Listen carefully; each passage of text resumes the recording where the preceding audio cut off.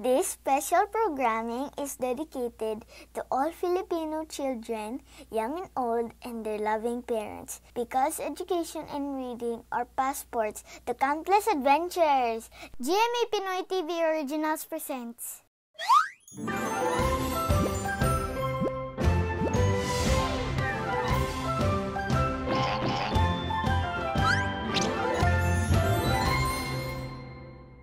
Welcome to Pinoy A+, or Pinoy Aklatan, Filipino Stories for Kids. For today's episode, I will be reading to you the story of The Mother Hen, or Ang Inahing Manok. Sa isang malawak na bukirin, naninirahan ang magkakaibigang sina Inahing Manok, Pusa, Bibe, Baboy, at Kambing. Isang araw, naglalakad sa kanyang bakuran si Inahing Manok nang makakita siya ng maliliit na butil ng palay. Napakaganda naman ng mga butil ng palay na ito. Maganda itong itanim para maging bigas. Nagmamadaling pinuntahan ni Inahing Manok ang kanyang mga kaibigan para tulungan siyang magtanim ng mga butil ng palay. Mga kaibigan, meron akong ritong butil ng palay. Tara at itanim natin ito para may bigas tayo sa mga susunod na buwan. Nagtinginan lang ang mga kaibigan ni Inahing Manok na sina Pusa, Bibe, Baboy, at Kambing. Meow! Ayoko nga! Nakakatamad namang itanim yan! Meow! Oo nga! Quack! Quack! Sabi nga nila, magtanim ay di biro, maghapong na kayo po. Baka sumakit pa ang likod ko sa pagyuko. Quack! Quack! Choo! Masakit sa likod ang pagtatanim. Ako naman, hindi ko yan kailangan. Damo na lang ang kakainin ko. Nalungkot si Inahing Manok sa sinabi ng kanyang mga kaibigan. Dahil dito, umalis na lang siya at mag-isang itinanim ang mga butil ng palay.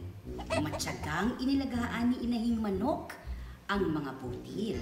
Makalipas ang ilang araw, sumibol na ang mga ginintuang binhing ito. Wow! Napakaganda naman ang mga binhing ito! Sigurado akong masarap ito kapag iniluto.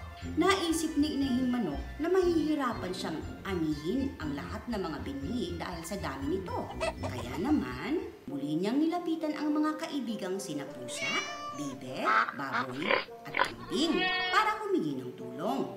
Mga kaibigan, aanihin ko na ang mga binhi ng palay. Baka gusto niyo akong tulungan. Maghati-hati na lang tayo sa lahat ng ani. Meow, busy ako. Okay, thanks. Bye! Meow! Ang init-init kaya. Quack! Quack! Ayokong mapawisan. Quack! Quack! Paso muna ako. Naantok ako eh. Next time na lang. Wala ako sa mood eh.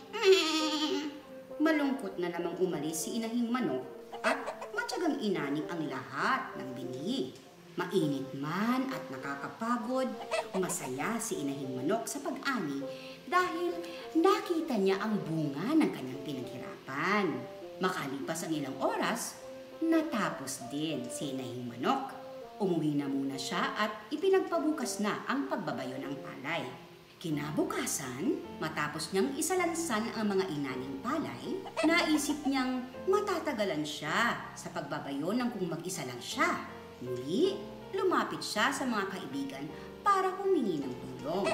Pero tila wala pa ring pakialam ang mga kaibigan ni Inahing Manok. Meow! Hindi ka pa ba nagsasawang humingi ng tulong sa amin, ha? Inahing Manok? Meow!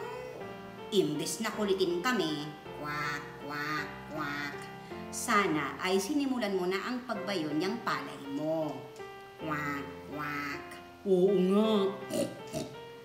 Sige ka, baka gabihin ka pa niyan. Nakakangalay magbayo. Hindi ko kaya ang ganyang gawain. Hindi na ikinagulat ni Inahing Manok ang naging reaksyon ng kanyang mga kaibigan. Umalis na siya at nag-isang binayo ang mga palay hanggang sa maging bigas ang mga ito. Napagod man sa pagbabayo ng palay, masayang umuwi si Inahing Manok. Agad niyang isinaing ang bigas na kanyang inani. Naamoy ni na pusa, bibe, baboy at kambing ang bigas na isinasaing ni Inahing Manok. Meow! Nakakagutom naman yun! Meow! Oo nga! Quack! Quack! Mukhang galing ang mabango at nakakatakam na amoy sa bahay ni Inahing Manok. Quack! Quack! Tara, humingi tayo sa kanya. Siguradong bibigyan tayo ni Inahing Manok. Pagdating ng magkakaibigan, agad nilang tinawag si Inahing Manok. Aba, aba, aba! Anong meron at nandirito kayong lahat? Meow! Naamoy kasi namin ang niluluto mo. Meow! Oo nga. Quack, quack. Nakakagutom nga eh. Quack, quack. Baka pwede kaming makisalo sa pagkain ninyo, Inahing Manok. Marami ka namang inani, hindi ba? Nako, mga kaibigan, pasensya na at hindi ko kayo mapagbibigyan. Kung noon sana ay tinulungan niyo akong magtanim, mag-ani at magbayo ng palay, may kakainin sana kayong bigas ngayon. Naalala ni na pusa, bibe, baboy at kambing ang ginawa nilang pagtanggi kay Inahing Manok. Humingi sila ng tawad at dahil na rin sa kahihiyan sa hindi nila pagtulong noon, nagdesisyon silang umalis lang.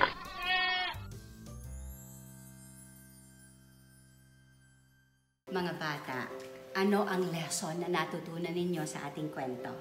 Una, ang mga bagay na gusto nating mapa sa atin ay dapat pinaghihirapan, di ba? Pangalawa, marami mang hirap at pagod tayong pagdaanan, sigurado namang matamis ang tagumpay dahil na rin yan syempre sa tiyaga at sipag.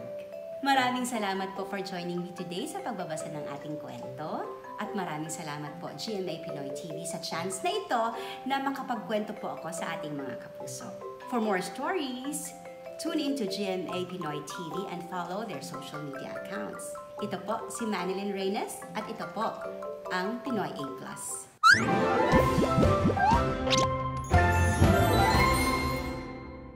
You can also catch me on Pepito Manaloto only here on GMA Pinoy TV. Call your pay TV provider now or visit gmapinoytv.com/subscribe for more details. Salamat, kapuso!